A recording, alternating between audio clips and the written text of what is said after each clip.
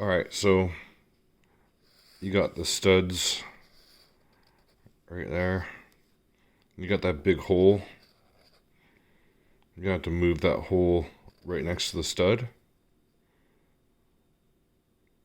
And you'll come out, put a T here. It'll be a 2 by 1.5 by 2-inch T.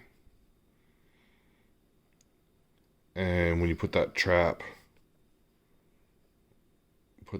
there, it'll probably be pretty close to the stud actually. And that washer box has 3 spots you can hook up the drain to. So it'll hook up right there, like that. Then when you bring this dry vent up, you might have to 45 it over a little bit just to get it away from the stud. And then elbow across.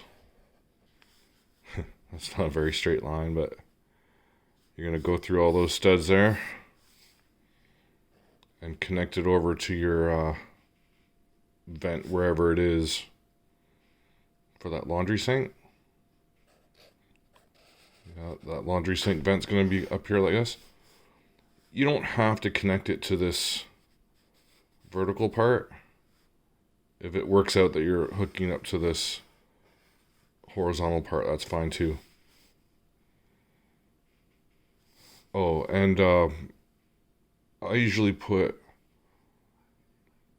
a clean out tee right here, just so that if you ever do need to snake it out, you don't have to pull the washing machine out. So that would be so you've got your washing machine is vented and all that. I don't know. I think I got everything. Is that about right? That's about all.